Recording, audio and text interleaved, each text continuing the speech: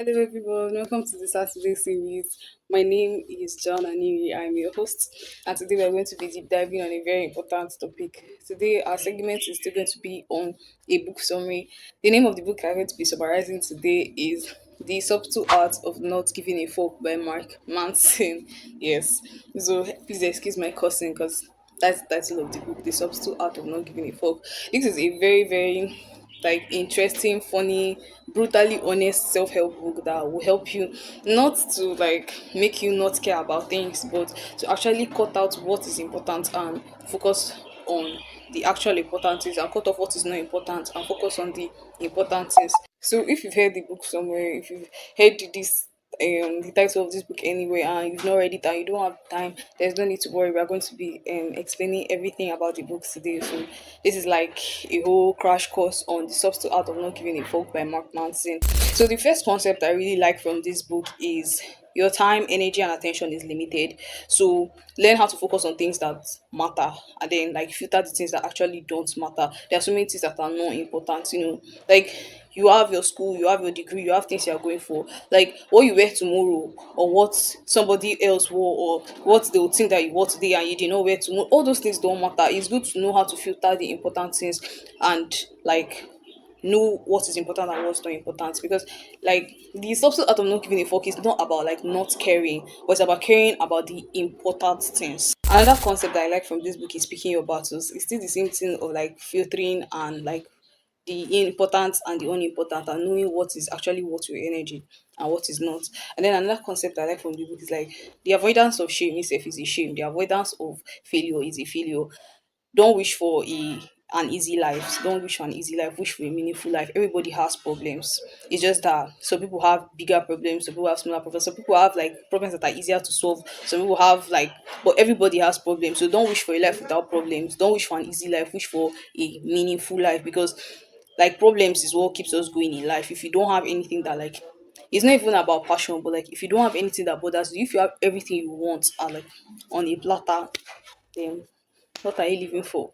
So you cannot like, the success is not about running from your problems, it's not about avoiding your problems, because the avoidance of shame itself is a shame. Yeah, I think they said that in the book. And so the most important thing is learning how to solve your problems and picking the important problems to solve and leaving the unimportant. Another important concept I like from this book was responsibility gives you power. You feel more powerful when you like solve a problem. So like I said before, it's not running from the problem, it's solving it. And then the second thing, well, this is actually one of the brutally honest facts in the book, is you are not special, and that is okay. I feel like a lot of people always feel that like not everybody is going to be a CEO and entrepreneur, and everybody is going to give speeches or travel around the world. And Robert Greene, yes, Robert Greene, the person that wrote I think the 48 Laws of Power. Yes, if you know Robert Greene, he said that your most important, your life's work, or the most important thing you should achieve in this life is to find out what you are made to do and what you are here to do, what makes you happy, what gives you joy, like what brings out the you, what brings out the weirdness in you. And I feel like that is the most important thing. It doesn't really matter whether you end up a CEO or you end up an entrepreneur, because we feel this mindset of everybody has to be a champion, a winner. You can be a winner in your own aspects, but now everybody sees that winner or winning or success in only one direction. When I have $1 million and when I'm, driving the biggest car or big, but that's not the most important thing. Everybody is not special. It's just the same way they are CEOs, and there are people that have their niche. There are people that are experts in a particular area. You can be into technology, let's say you're a web developer, and then maybe you start your own firm, you have your company, or you're just an expert there and you're working under somebody, and that makes you happy and that gives you joy, and you're exploring your passion and you're doing what makes you happy.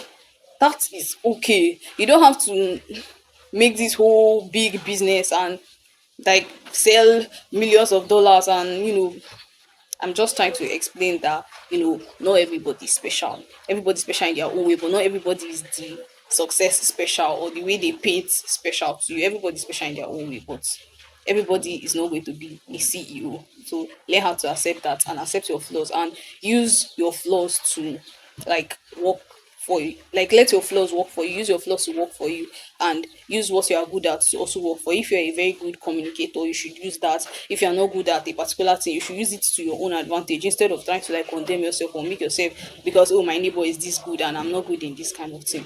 Another thing, you don't need to be amazing all the time. You just need to be real. Then another part of the book that I like is also called the fork budget. Now, the cares that you give or the forks in quotes that you give like up to other people is where you're supposed to be. It's like your currency, so you're supposed to have a budget and set the important things on like and spend your forks or spend your cares on things that are actually important instead of just people's opinions because people will always talk. So just learn how to be authentic and be yourself, and then when you make that budget you should just ask yourself what's actually important and what is not. Then another brutally honest truth is that death gives life meaning. The faster you accept death, the easier life will be for you, or the more you just like stop wasting your time in life, because at the end of the day we are all going to die. It's just like when I say oh we are going to die, you be like God forbid. I'm like, what are you saying God forbid for? You will still die. You don't even know whether it's tomorrow or next tomorrow. So instead of like wasting your time or wasting your life trying to think oh what if you can just do it, because death gives life meaning. So that's a wrap on the crash course of The Subtle Art of Not Giving a Fuck by Mark Manson. I tried to explain it in the most like laymanish way possible because I don't want to really like bring big English. I don't want to tell you like the whole summary of the book and the whole plot of the book and what the book is about. So that if you actually want to go and read it, you should read it. But this is just the few points that you should know. So the subtle art of not giving a fuck is not about being careless or rude. Because when I saw the book, the cover, I was like, ha, this one wants me to come and be rude and be insultive. That's not what it's about. It's just being intentional about your energy, knowing what to put your energy in, and like the things that are important, so that when you actually give your time to the important things, you can just like fuck the other unimportant things. So that is a wrap on the crash course. See you next week Saturday. It was nice talking about this book with you. Bye guys.